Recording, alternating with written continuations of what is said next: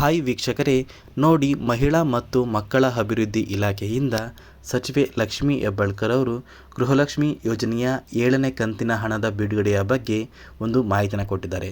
ಹೌದು ಸ್ನೇಹಿತರೆ, ನಾಳೆ ಸರ್ಕಾರದಿಂದ ಗೃಹಲಕ್ಷ್ಮಿ ಯೋಜನೆಯ 7ನೇ ಕಂತಿನ ಹಣ ಬಿಡುಗಡೆ ಆಗ್ತಾ ಇದೆ.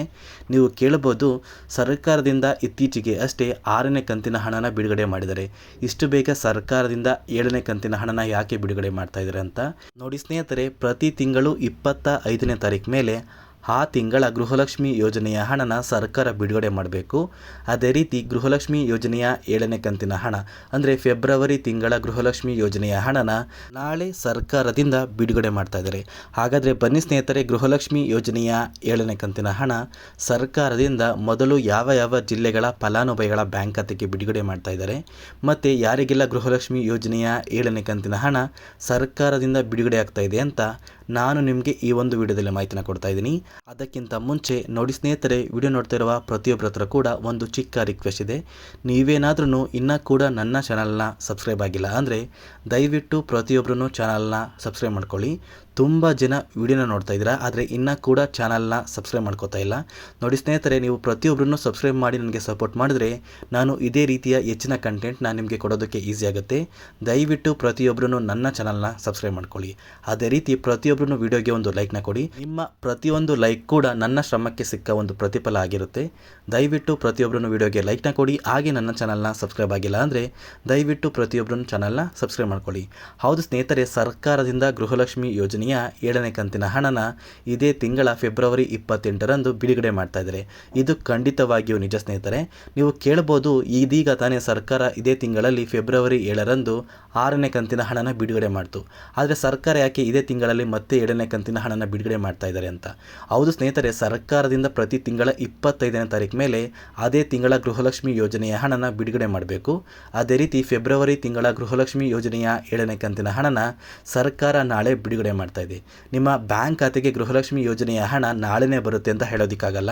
ಸರ್ಕಾರದಿಂದ ಗೃಹಲಕ್ಷ್ಮಿ ಯೋಜನೆಯ 7ನೇ ಕಂತಿನ ಹಣ ಏನಿದೆ ಆ ಒಂದು ಹಣನ ಮಹಿಳಾ ಮತ್ತು ಮಕ್ಕಳ ಅಭಿವೃದ್ಧಿ ಇಲಾಖೆಯಿಂದ DBTಗೆ ಕಳಿಸ್ತಾರೆ ಸ್ನೇಹಿತರೆ. ಅಂದರೆ DBT ಮೂಲಕನೇ ನಿಮ್ಮ ಬ್ಯಾಂಕ್ ಖಾತೆಗೆ ಹಣ ಬರೋದು. ಸರ್ಕಾರ ಈ ಒಂದು ಹಣನ DBTಗೆ ಕಳಿಸಿದ್ರೆ ನಿಮ್ಮ ಬ್ಯಾಂಕ್ ಖಾತೆಗೆ ಹಣ ಬರೋದಕ್ಕೆ 1 ವಾರ ಕಾಲಾವಕಾಶ ಬೇಕಾಗುತ್ತೆ. ಅಂದರೆ DBT ಸ್ಟೇಟಸಲ್ಲಿ ನಿಮ್ಮ ಒಂದು ದಾಖಲಾತಿಗಳನ್ನೆಲ್ಲ ಪರಿಶೀಲನೆ ಮಾಡಿ ಪ್ರತಿಯೊಂದು ಫಲಾನುಭವಿಗಳ ಬ್ಯಾಂಕ್ ಖಾತೆಗೆ ಸರ್ಕಾರ ಹಣನ ಹಾಕಬೇಕು. ಅದಕ್ಕೆ 1 ವಾರದ ಕಾಲಾವಕಾಶ ಬೇಕಾಗುತ್ತೆ. ನಿಮ್ಮ ಬ್ಯಾಂಕ್ ಖಾತೆಗೆ ನಾಳೆ ಸರ್ಕಾರದಿಂದ ಹಣ ಬರುತ್ತೆ ಅಂತ ನೀವು ಕೇಳಿದ್ರೆ ಖಂಡಿತವಾಗಿಯೂ ನಿಮ್ಮ ಬ್ಯಾಂಕ್ ಖಾತೆಗೆ ಸರ್ಕಾರದಿಂದ ಗೃಹಲಕ್ಷ್ಮಿ ಯೋಜನೆಯ 7ನೇ ಕಂತಿನ ಹಣ ಬರೋದಿಲ್ಲ.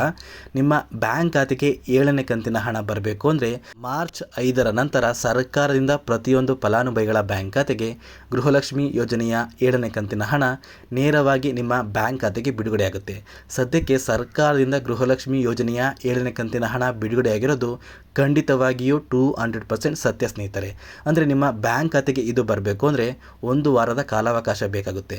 ನೀವು ಕೇಳಬಹುದು, ಸರ್ಕಾರ ಯಾಕೆ ಇನ್ನೂ ಕೂಡ ಪೆಂಡಿಂಗ್ ಇರುವಂತಹ ಹಣನೇ ಹಾಕ್ತಾ ಇಲ್ಲ, ಅದರ ಬದಲಿಗೆ ಯಾಕೆ 7ನೇ ಕಂತಿನ ಹಣನ ಬಿಡುಗಡೆ ಮಾಡ್ತಾರೆ ಅಂತ.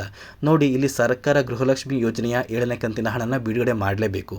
ಕಾರಣ ಏನು ಅಂದರೆ ನೋಡಿ ಸ್ನೇಹಿತರೆ, 1 ತಿಂಗಳು ಹಣ ಏನಾದರೂ ಮಿಸ್ ಆದರೆ ನಿಮ್ಮ ಬ್ಯಾಂಕ್ ಖಾತೆಗೆ ಉಳಿದ ತಿಂಗಳು ಹಣ ಬರೋದು ಕೂಡ ಡೌಟ್ ಆಗುತ್ತೆ. ಅದೇ ಒಂದು ಕಾರಣಕ್ಕೆ ಸರ್ಕಾರ ಫೆಬ್ರವರಿ ತಿಂಗಳ ಗೃಹಲಕ್ಷ್ಮಿ ಯೋಜನೆಯ 7ನೇ ಕಂತಿನ ಹಣನ ಇದೇ ತಿಂಗಳ ಮಾರ್ಚ್ 5ರ ನಂತರ ಪ್ರತಿಯೊಂದು ಫಲಾನುಭವಿಗಳ ಬ್ಯಾಂಕ್ ಖಾತೆಗೆ ಬಿಡುಗಡೆ ಮಾಡ್ತಾ ಇದೆ. ಇಲ್ಲಿ ಪ್ರತಿಯೊಂದು ಫಲಾನುಭವಿಗಳ ಬ್ಯಾಂಕ್ ಖಾತೆಗೆ ಸರ್ಕಾರ ಹಣನ ಬಿಡುಗಡೆ ಮಾಡ್ತಾ ಇದೆ. ಹಾಗಾದರೆ ನೀವು ಕೇಳಬಹುದು ಸ್ನೇಹಿತರೆ, ನಮ್ಮ ಬ್ಯಾಂಕ್ ಖಾತೆಗೆ ಕೇವಲ 2 ಕಂತುಗಳ ಹಣ ಬಂದಿದೆ, ಸರ್ಕಾರ 7ನೇ ಕಂತಿನ ಹಣನ ಬಿಡುಗಡೆ ಮಾಡಿದ್ರೆ ನಮ್ಮ ಬ್ಯಾಂಕ್ ಖಾತೆಗೆ ಬರುತ್ತೆ ಅಂತ. ನೋಡಿ, ನಿಮ್ಮ ಬ್ಯಾಂಕ್ ಖಾತೆಗೆ ಏನಾದರೂ ಗೃಹಲಕ್ಷ್ಮಿ ಯೋಜನೆಯ 2 ಕಂತುಗಳ ಹಣ ಬಂದಿದ್ರೆ ಖಂಡಿತವಾಗಿಯೂ ನಿಮ್ಮ ಬ್ಯಾಂಕ್ ಖಾತೆಗೆ 7ನೇ ಕಂತಿನ ಹಣ ಬರುತ್ತೆ. ಒಂದು ಸಲ DBTಗೆ ಹಣ ತಲುಪಿದ್ರೆ ನಿಮ್ಮ ಬ್ಯಾಂಕ್ ಖಾತೆಗೆ ಯಾವಾಗ ಬೇಕಾದ್ರೂ ಗೃಹಲಕ್ಷ್ಮಿ ಯೋಜನೆಯ ಎಲ್ಲ ಕಂತುಗಳ ಹಣ ಬರುತ್ತೆ. ಅಥವಾ ಒಂದೊಂದು ಕಂತಾಗಿ ನಿಮ್ಮ ಬ್ಯಾಂಕ್ ಖಾತೆಗೆ ಗೃಹಲಕ್ಷ್ಮಿ ಯೋಜನೆಯ ಹಣ ಬರುವಂತಹ ಸಾಧ್ಯತೆ ತುಂಬಾ ಇದೆ. ನೀವು ಕೇಳಬಹುದು, ನಮ್ಮ ಬ್ಯಾಂಕ್ ಖಾತೆಗೆ 6 ಕಂತುಗಳ ಹಣ ಬಂದಿದೆ, ನಮ್ಮ ಬ್ಯಾಂಕ್ ಖಾತೆಗೆ ಗೃಹಲಕ್ಷ್ಮಿ ಯೋಜನೆಯ 7ನೇ ಕಂತಿನ ಹಣ ಯಾವಾಗ ಬರುತ್ತೆ ಅಂತ. ನಿಮ್ಮ ಬ್ಯಾಂಕ್ ಖಾತೆಗೆ 6 ಕಂತುಗಳ ಹಣ ಬಂದಿದ್ರೆ ನಿಮ್ಮ ಬ್ಯಾಂಕ್ ಖಾತೆಗೆ ಆದಷ್ಟು ಬೇಗ ಮುಂದಿನ 1 ವಾರದಲ್ಲಿ ಗೃಹಲಕ್ಷ್ಮಿ ಯೋಜನೆಯ 7ನೇ ಕಂತಿನ ಹಣನ ಸರ್ಕಾರ ನೇರವಾಗಿ DBT ಮೂಲಕ ಪ್ರತಿಯೊಂದು ಫಲಾನುಭವಿಗಳ ಬ್ಯಾಂಕ್ ಖಾತೆಗೆ ಬಿಡುಗಡೆ ಮಾಡುತ್ತೆ. ಅದೇ ಒಂದು ಸಮಯದಲ್ಲಿ ಯಾರಿಗೆಲ್ಲ ಗೃಹಲಕ್ಷ್ಮಿ ಯೋಜನೆಯ 6 ಕಂತುಗಳ ಹಣ ಬಂದಿದೆ ಅಂತಹ ಫಲಾನುಭವಿಗಳ ಬ್ಯಾಂಕ್ ಖಾತೆಗೆ ಸರ್ಕಾರ 7ನೇ ಕಂತಿನ ಹಣನ ಆದಷ್ಟು ಬೇಗ ಬಿಡುಗಡೆ ಮಾಡ್ತಾ ಇದೆ. ಮತ್ತೆ ಸ್ನೇಹಿತರೆ, ಸಾಕಷ್ಟು ಜನ ಕೇಳ್ತಾ ಇದ್ದೀರಾ, ಗೃಹಲಕ್ಷ್ಮಿ ಯೋಜನೆಯ 7ನೇ ಕಂತಿನ ಹಣ ಬಂದರೆ ಮೊದಲು ಯಾವ ಜಿಲ್ಲೆಗಳ ಫಲಾನುಭವಿಗಳ ಬ್ಯಾಂಕ್ ಖಾತೆಗೆ ಬರ್ತಾ ಇದೆ ಅಂತ.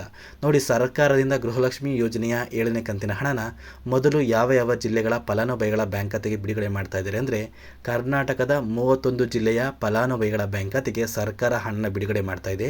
ಇಲ್ಲಿ ಸರ್ಕಾರ ಮೊದಲು ಹಣನ ಬಿಡುಗಡೆ ಮಾಡಿದ್ರೆ ಪ್ರತಿಯೊಂದು ಜಿಲ್ಲೆಯ ಫಲಾನುಭವಿಗಳ ಬ್ಯಾಂಕ್ ಖಾತೆಗೆ ಸರ್ಕಾರ ಹಣನ ಹಾಕುತ್ತೆ.